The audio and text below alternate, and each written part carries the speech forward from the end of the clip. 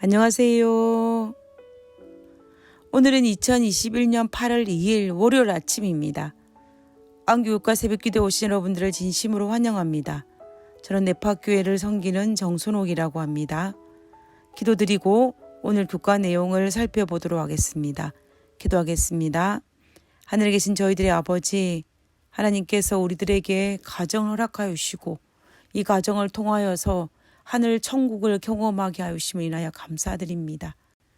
그러나 하나님, 우리의 가정에 이그러진 모습들이 우리의 자녀들에게 올바르지 못한 것들을 전수하지 않도록 하나님이여, 우리가 하나님께서 바라시고 원하시는 가정의 모습으로 꼴지어질 수 있도록 주여 도와주시옵소서.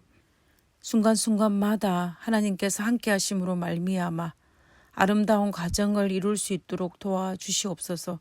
그리고 그 가정을 위해서 기도하는 당신의 자녀들이 있다며 아버지, 오늘 이 아침에 특별히 그들의 기도를 응답하여 주시고 회복되어지는 가정으로 말미암아 우리가 기뻐하고 감사할 수 있도록 아버지여 축복하여 주시옵소서. 오늘 이 시간에 주님께서 우리와 함께하여 주옵기를 간구하며 거룩하신 예수님 이름으로 기도드렸습니다. 아멘.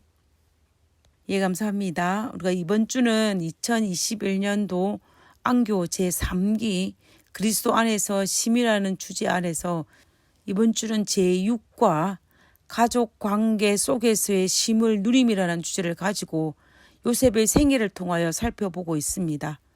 우리는 1월 소지를 통하여서 요셉의 가정이 얼마나 문제가 많고 아픔이 많은 가정이었는지를 살펴보았습니다.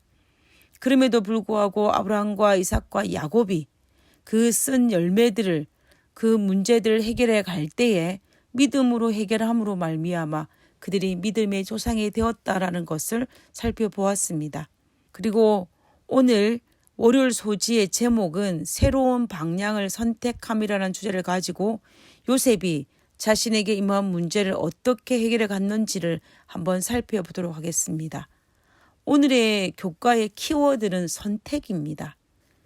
아버지 야곱의 편애의 결과로 말미암아 형제들 간의 시기와 질투와 경쟁심으로 인하여 요셉의 나이 17살이 되었을 때 요셉에게 전혀 생각지도 아니하였던 애굽이란 나라에 한 번도 생각해 보지 않는 노예의 신분으로 팔려가게 되었습니다.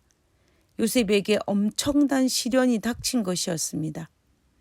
이때 요셉이 애굽으로 끌려가면서 무슨 생각을 하였을까요?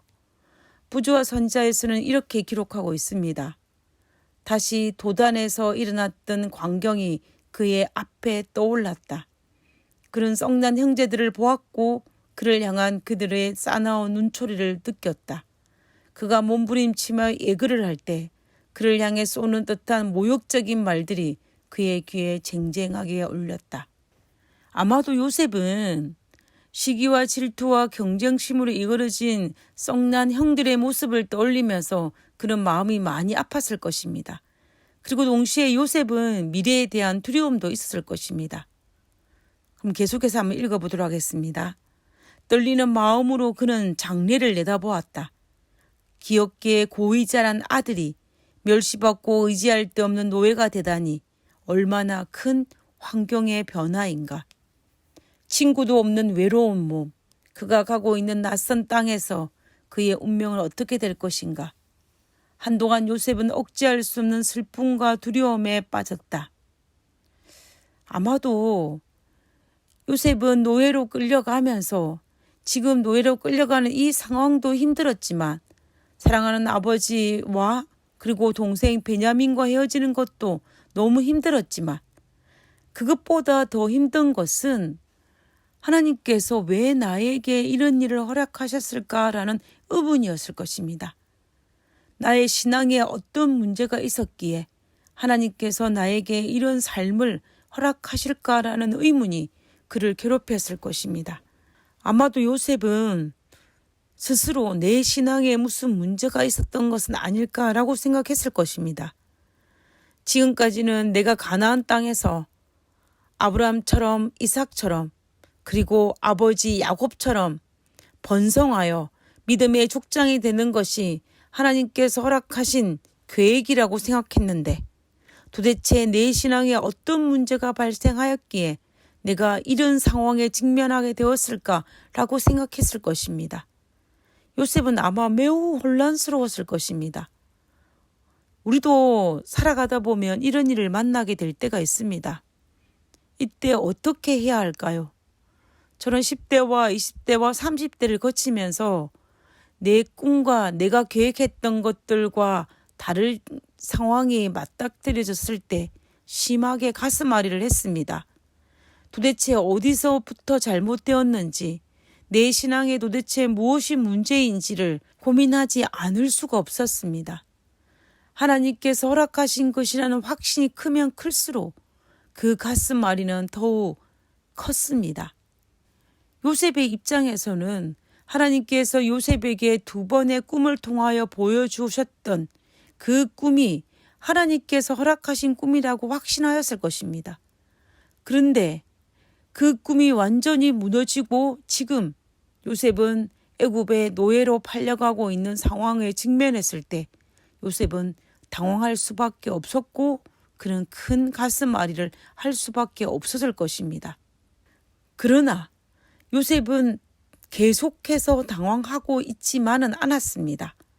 요셉은 도망자였던 아버지 야곱을 돌보셨던 것처럼 애굽의 노예로 팔려가는 자신도 하나님께서 돌보아주실 것이라고 믿었습니다. 계속해서 교과의 내용을 읽어보도록 하겠습니다. 그때 요셉의 생각은 그의 아버지의 하나님께로 향하였다.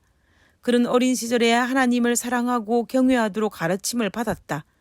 때때로 그는 아버지의 장막에서 야곱이 그의 집으로부터 도망해 나와서 방황하던 때에 그가 본 계시에 대한 이야기를 들었다. 이제 이 모든 귀한 교훈이 그의 앞에 생생하게 떠올랐다. 요셉은 자기 조상들의 하나님이 자기 하나님이 되시라는 것을 믿었다.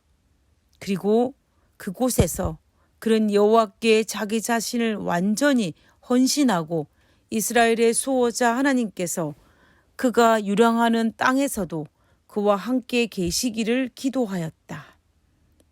부조와 선지자 213페이지에서 214페이지에 있는 내용입니다. 요셉은 아브라함과 이삭과 야곱처럼 인생 위기의 때에 하나님을 끝까지 믿기로 선택하였던 모습을 볼 수가 있습니다. 그리고 하나님께서 아브라함과 이삭과 야곱을 돌보신 것처럼 자신도 돌보실 것이라는 확신이 있었습니다. 요셉이 하나님을 믿기로 선택하자 놀라운 변화가 찾아왔습니다. 요셉의 마음에 힘이 찾아온 것입니다. 상황은 바뀐 것이 하나도 없었습니다. 그는 여전히 애굽의 노예로 끌려가고 있는 중이었습니다. 그럼에도 불구하고 그들의 조상들이 하나님을 믿고 힘을 얻은 것처럼, 그리고 믿음으로 그들의 조상이 믿음의 노독들이 된 것처럼 요셉도 하나님을 믿고 하나님 안에서 힘을 얻기로 선택하자 그의 마음속에 두려움과 원망과 자아 연민이 빠지지 않고 그리스도 안에서 힘을 얻을 수 있었습니다. 요셉이 참으로 위대한 이유가 바로 이 부분입니다. 위기의 순간에 타인을 원망하면서 시간을 보내지도 않았고 두려움에 사로잡혀서 자포자기하지도 않았고 자신이 처한 형편으로에 사로잡혀서 자아 연민에 빠지지도 않았습니다. 그는 하나님을 믿음에 하나님의 돌보심을 믿으니 그 마음에 힘이 찾아오고 평안을 얻을 수 있었던 것입니다. 요셉이 이렇게 할 수 있었던 이유는 바로 아버지 야곱을 통해 하나님이 어떤 분이셨는지를 들었고 그것을 그 마음에 새겼기 때문입니다. 그래서 인생 위기의 때 아브라함과 이삭과 야곱의 하나님이 나의 하나님 요셉의 하나님이 될 수 있었던 것입니다. 그리고 그는 노예로 팔려가면서 결심을 합니다.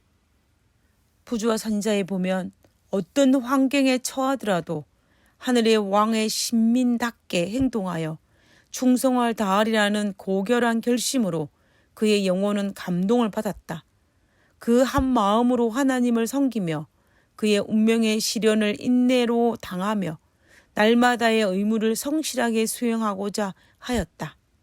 요셉은 비록 자신의 세웠던 꿈은 계획은 완전히 부쉈지만 비록 애굽에서 노예 생활을 할지라도 하나님의 백성답게 그리스도인답게 행동하며 하나님께 충성을 다할 것이라고 결심하였던 것입니다. 그리고 자신의 당한 이 현실을 인내하며 날마다 성실히 살겠다고 다짐을 하였습니다. 그래서 요셉이 애굽에서 보디발의 집에 노예 생활을 할 때에 그는 성실한 그리스도인이었습니다. 그리고 하나님을 끝까지 신뢰하고 충성을 다하는 하나님의 백성이었습니다. 그러므로 말미암아 하나님께서는 요셉이 하는 일에 축복하사 매사에 형통하게 하셨다고 성경은 기록하고 있습니다. 창세기 39장 2절과 3절에 보면 여호와께서 요셉과 함께 하심으로 그가 형통한 자가 되어 그 주인 애굽 사람의 집에 있으니 그 주인이 여호와께서 그와 함께 하심을 보며 또 여호와께서 그의 범사에 형통케 하심을 보았더라 라고 되어 있습니다.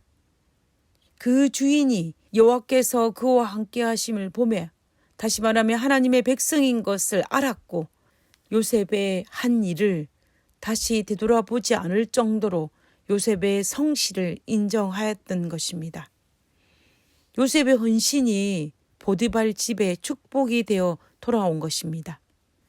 우리는 오늘 교과를 통해서 쉼이라는 것은 환경으로 인하여 주어지는 것이 아니고 내가 선택하는 것을 통하여서 주어진다는 것을 확인할 수가 있었습니다. 비록 형제들에 의해서 노예로 팔려가는 악조건이라 할지라도 요셉이 하나님을 끝까지 믿기로 선택을 하자 하나님의 돌보심을 확신을 하니 요셉의 마음속에 쉼이 찾아온 것입니다.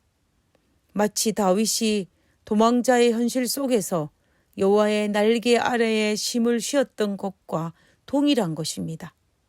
그러므로 우리도 우리의 삶에서 하나님을 믿고 그분의 돌보심을 기억하면서 하나님 안에서 누릴 수 있는 진정한 쉼을 누려야 할 것입니다.